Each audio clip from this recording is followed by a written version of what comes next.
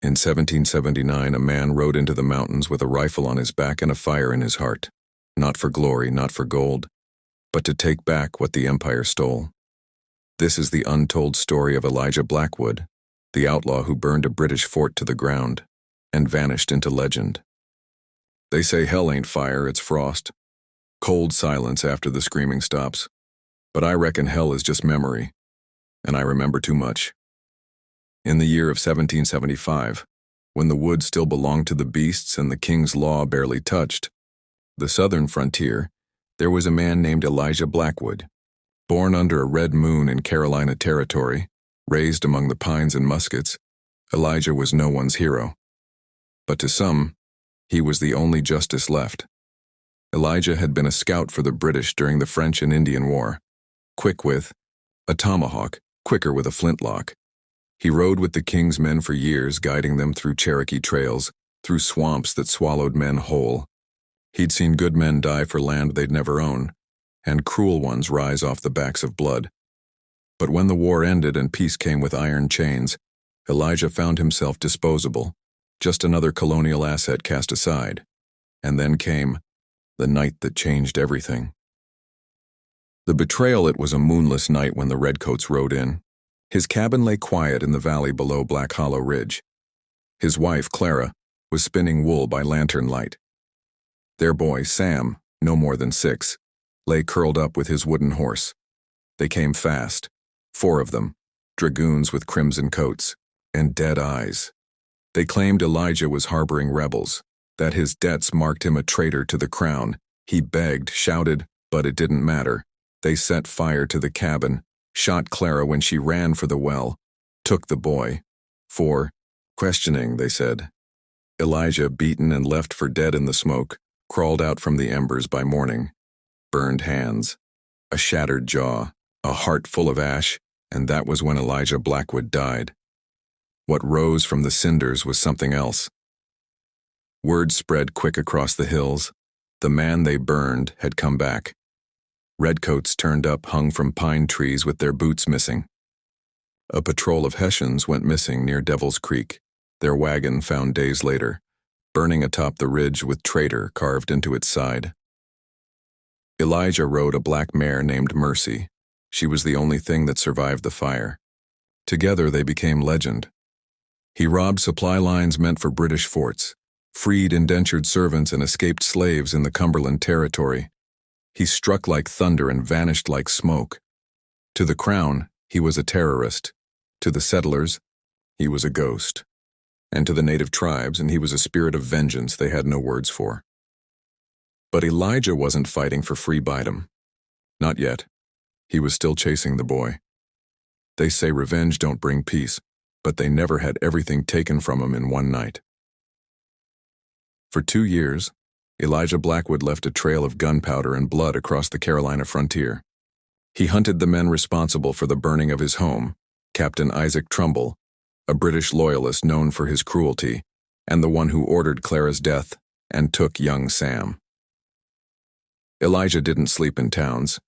He kept to the wild, surviving, on smoked meat and moonshine, trading pelts with half-trustworthy traders in backwoods hollers. But just as he learned, don't ride easy. Every clue led to another ghost town.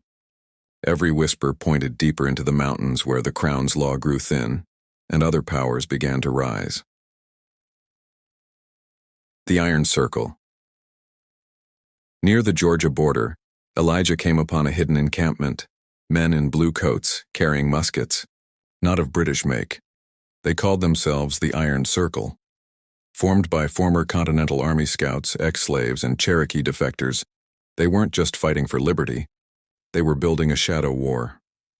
Their leader was a black preacher named Jonah Everhart, a man who spoke like Moses but fought like the devil. He saw Elijah for what he was, pain turned into muscle and fury. Jonah offered him a place. But Elijah wasn't interested in causes.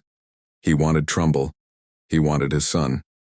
So Jonah gave him something better, a name. "You're looking for Trumbull?" Jonah said, chewing a twig between stained teeth. "He's not just some captain anymore. Man's running Fort Waverly down by the Savannah line. And he's got child labor camps digging for gold. Gold. That was why Clara died. That was what Elijah's family was burned for. A patch of land atop a hidden vein of ore, meant for the king. He took my son, for greed, burned my world, for metal. Well, I'll give him a war for it. A reckoning begins. Elijah rode with the Iron Circle. Not for their war, but because they shared enemies. Together they hit a convoy headed for Fort Waverly. 6 wagons, 3 dozen redcoats. They struck at dusk, masked in fog.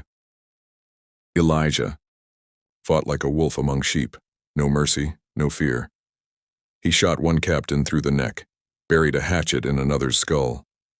When the smoke cleared, they'd taken weapons, maps, and a prisoner.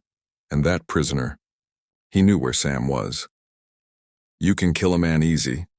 Breaking him, that takes patience, and I had nothing but time. The prisoner, Corporal Fenwick, cracked under Elijah's stare and the promise of fire ants. He confessed that Sam Blackwood, now 8 years old, was alive, working the gold tunnels under Waverly, guarded by Hessians and madmen. Elijah didn't cry. He didn't speak. He just stood and stared into the fire all night, the glow reflecting off the scarred half of his face.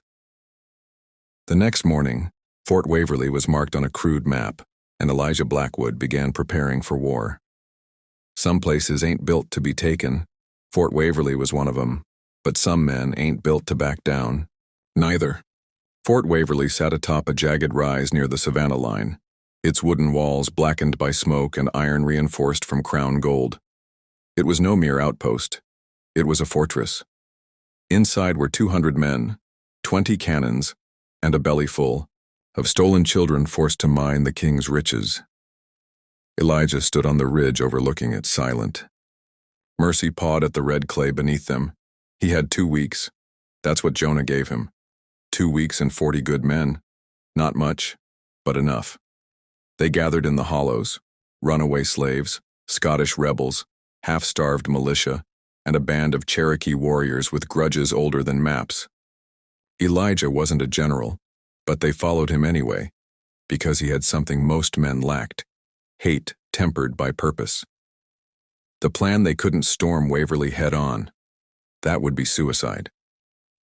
Elijah studied the land, the slopes, the streams, the guard towers.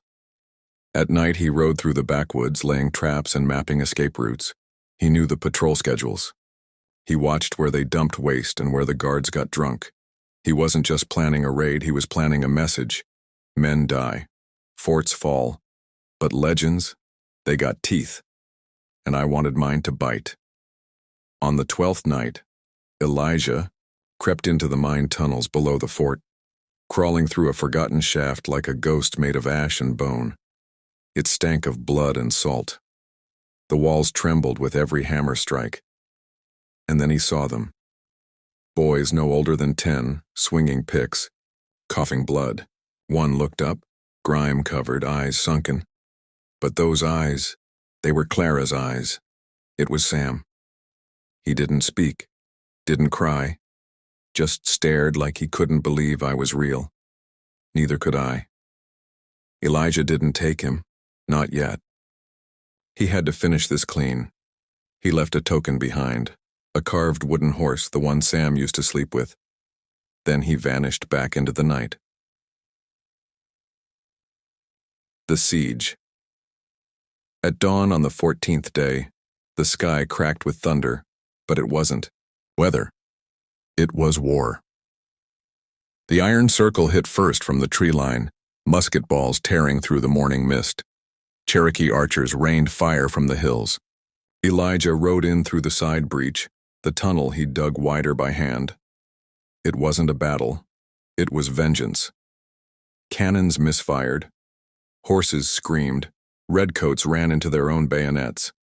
Elijah moved through the chaos like death wearing a man's skin. He shot Trumbull's second through the eye. He burned the powder stores. He cut down the slave master with the same blade that carved his family's tombstone. And then he found Trumbull. The man was older, fatter, but still wore the king's colors like they meant something. He reached for his pistol. Elijah shot it, out of his hand. Trumbull, you're a damn outlaw. Elijah, cold. No, I'm the reckoning you forgot to fear. He didn't kill Trumbull fast. He let him feel every second. Clara's name, Sam's tears, the fire that stole everything. By the time the sun rose, Fort Waverly was ash, and Elijah Blackwood stood beside his son, holding his hand for the first time in years. We left nothing behind but smoke and silence. I didn't ride for gold, I didn't ride for glory, I rode to bring my boy home. Some men live for honor, others for revenge, but some, they just want to be remembered by the ones they bled for. Fort Waverly was no more. By dawn, the British flag was cinders. Smoke curled into the sky like a signal to every oppressed soul on the southern frontier. The king could be wounded. His gold could burn, his soldiers could fall, and his sins could be buried in the same dirt he took them from. Elijah didn't stay long. He knew retribution would come. Columns of red marching from Savannah, seeking blood for the humiliation they'd suffered. But he didn't care. He had Sam back. The boy was thin, scarred, silent. But when Elijah gave him water and food and held him close, Sam didn't let go. Not once. A man without a war Jonah Everhart offered Elijah a place. Said the iron circle was growing. Said they needed men like him, but Elijah shook his head. Elijah, I came here to kill a man and save my son. I ain't looking for another war. So he left. He rode north with Sam, through the Smokies, disappearing into hills untouched by Crown or Congress. For a while there were rumors. An outlaw with a boy, settling debts in quiet ways, saving townsfolk from tax thieves and bounty hunters. They called him the ghost of the Republic, but no one ever caught him. No one ever saw him twice. Some say he died in a blizzard near the Ohio. Others swear he crossed into Cherokee lands and became part of a tribe. A few claim he faked his death and lived as a farmer, teaching his son to shoot, to fish, to live free. But the truth? It's buried somewhere in those mountains, like so many legends born in fire. A epilogue 30 years later. Soft piano, the crackle of a quill on parchment. In 1805, a man named Samuel Blackwood stood before the U.S. Congress, now a decorated frontier captain. He held a rifle once owned by his father and a letter, yellowed by age and time. He read it aloud, to a room of men who had never known war like his father did.